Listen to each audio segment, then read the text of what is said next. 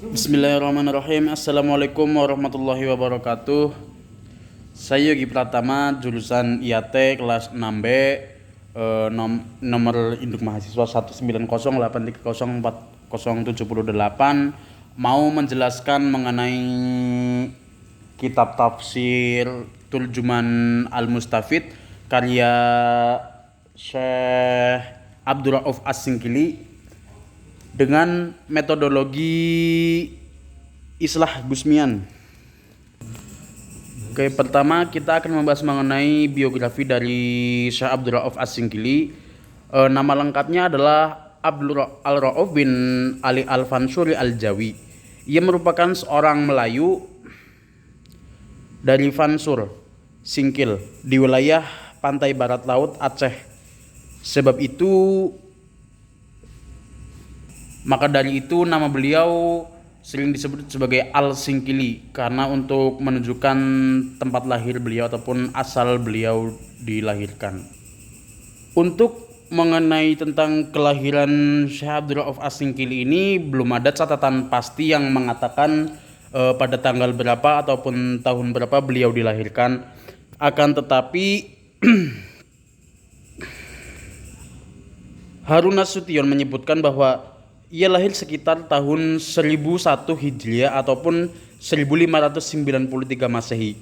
Ia berasal dari keluarga religius. Ayahnya Syekh Ali Al-Fansuri merupakan ulama yang terkenal, membangun dan memimpin Dayah.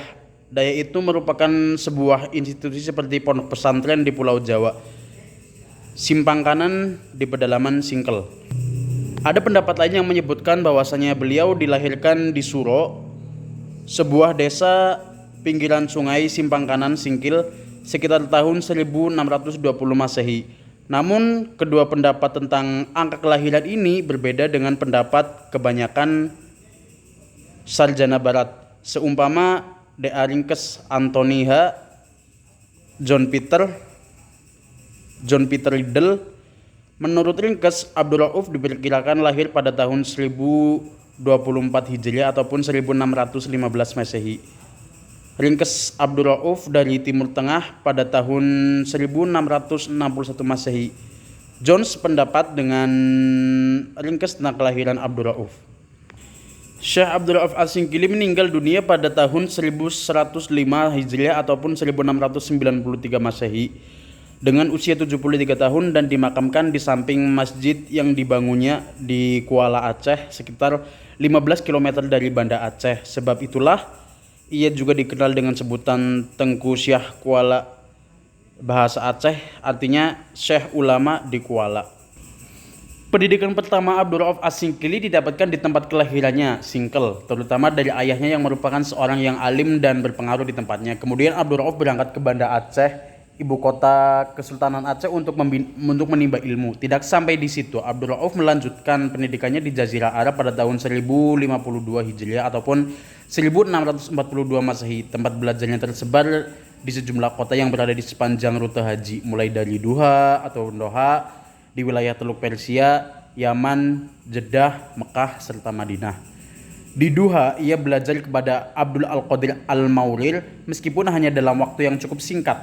Setelah itu ia menuju Yaman, terutama di Bait Al-Faqih dan Zabid yang menjadi pusat pengetahuan Islam di wilayah itu. Di Bait Al-Faqih, ia belajar kepada keluarga Ja'man, terutama Ibrahim bin Abdullah bin Ja'man dengan menekuni bidang hadis dan fikih. Sedangkan di Zabid, ia menjadi murid Al-Rahim bin Al-Siddiq Al-Kash, Abdullah bin Muhammad Al-A'dani yang disebut Al-Singkili sebagai pembaca ataupun qari Al-Quran terbaik di wilayah itu. Al-Singkili kemudian meneruskan perjalanannya ke Jeddah untuk berguru kepada muftinya Abdul Al-Qadir Al-Barkhali.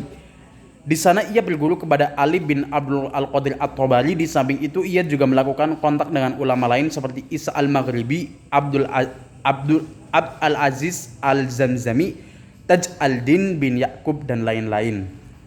Kemudian kita menuju ke bab mengenai karya-karya dari Syekh Abdul Rauf As-Singkili. Jika merujuk pada karya-karya Abdul Rauf As-Singkili, maka akan ditemukan selama tinggal di Aceh, As-Singkili mendapat perlindungan pada sultanah. Dia menulis 22 karya dalam bahasa Melayu maupun Arab.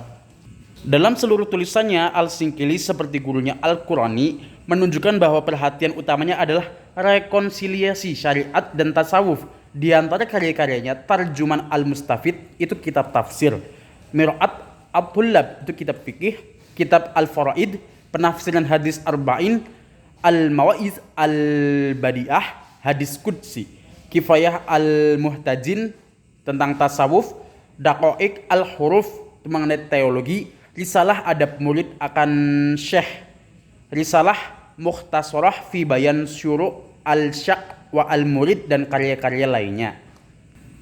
Oke, setelah kita memaparkan mengenai biografi dari Syekh Abdul Rauf As-Singkili secara singkat, maka kita akan berlanjut mengenai sejarah penulisan kitab tafsir dari kitab Tafsir Turjuman Al-Mustafid.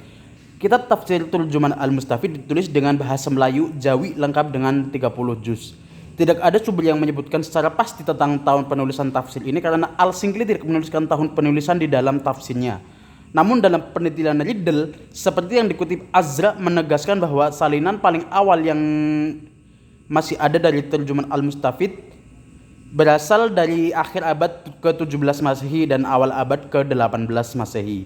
Edisi-edisi cetakannya diterbitkan tidak hanya di Singapura, Penang, Jakarta, dan Bombay, tetapi juga di Timur Tengah, di Istanbul, diterbitkan oleh Mathabah Al-Utsmaniyah pada tahun 1302 ataupun 1884, dan juga pada tahun 1324 ataupun 1904, dan di kemudian hari juga di Kairo oleh Sulaiman Al-Maraghi dan di Mekah oleh Al-Amriyah. Edisi terakhirnya diterbitkan di Jakarta tahun 1981. Diketahui bahwa Al-Singkili menulis magnum opusnya Tafsir Turjuman Al-Mustafid ketika ia menjalani perannya sebagai Qadhi Malik Al-Adil ataupun mufti di Kesultanan Aceh. Perannya tersebut memberinya wewenang yang cukup luas dan tanggung jawab yang besar di bidang keagamaan. Memang tidak ada sumber tertulis maupun penelitian yang menyebutkan alasan Al-Singkili menuliskan tafsir ini. Namun menilik kondisi masyarakat Aceh ketika itu sangat menginginkan adanya sumber atau rujukan agama khususnya berbahasa Melayu. Di sisi lain, masyarakat juga dihadapkan pada problem-problem yang muncul akibat adanya penafsiran-penafsiran sofistik yang dikembangkan oleh golongan Wahdat al-Wujud. Kondisi di atas mengugah hati As-Singkili untuk menulis tafsir berbahasa Melayu untuk membantu masyarakat memahami ajaran Islam. Karena selama ini jika seseorang ingin memahami Al-Quran harus terlebih dahulu belajar bahasa Arab dan merujuk kepada pendapat ulama. Namun dengan adanya tafsir ini memudahkan masyarakat mendalami ajaran Islam yang bersumber langsung dari Al-Quran. Setelah membahas tersebut, maka kita berlanjut ke term berikutnya, yaitu metodologi penulisan kitab tafsir Turjuman Al-Mustafid. Ada beberapa hal yang perlu diperhatikan ketika akan menganalisis sebuah kitab tafsir dengan menggunakan kerangka analisis menurut Islah Gusmian adalah: yang pertama, analisis aspek penulisan kitab tafsir yang meliputi sistematika penyajian kitab tafsir, bentuk penyajian tafsir, bentuk penulisan tafsir, sifat mufassir, keilmuan mufassir, asal-usul literatur tafsir dan sumber rujukan. Yang kedua, analisis aspek hermeneutik tafsir Al-Quran yang meliputi metode tafsir, nuansa tafsir, dan pendekatan tafsir. Analisis aspek penulisan dapat dikatakan sebagai berikut. Seperti sistematika penyajian tafsir itu berdasarkan urutan mushaf, berdasarkan urutan wahyu, terus juga tematik, terus kemudian juga bentuk penyajian tafsir secara rinci ataupun global, bentuk penulisan tafsir ilmiah atau non ilmiah, kemudian sifat mufassir individu ataupun kolektif, asal usul keilmuan dan literatur tafsir akademik atau non akademik, sumber rujukan buku tafsir ataupun bukan buku tafsir.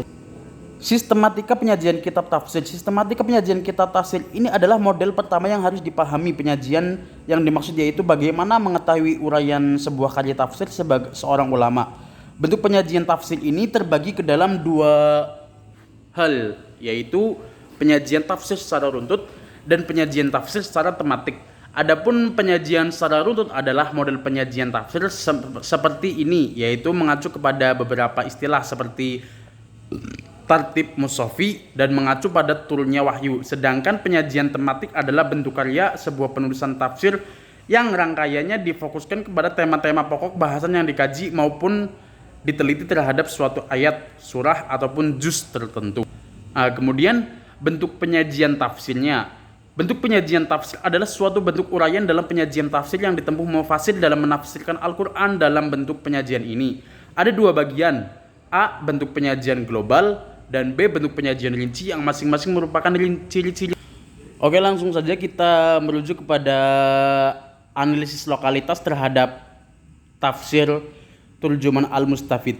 Al-Singkili merupakan seorang ulama besar yang tidak diragukan lagi keilmuannya. Ia menguasai berbagai disiplin ilmu antara lain tafsir, tasawuf, dan lain sebagainya. Abdul Rauf As-Singkili dalam menjelaskan ayat-ayat Al-Quran tidak terpaku hanya pada satu corak penafsiran. Abdul Rauf menggunakan corak umum, artinya penafsir yang diberikan tidak mengacu pada satu corak tertentu seperti fikih, filsafat.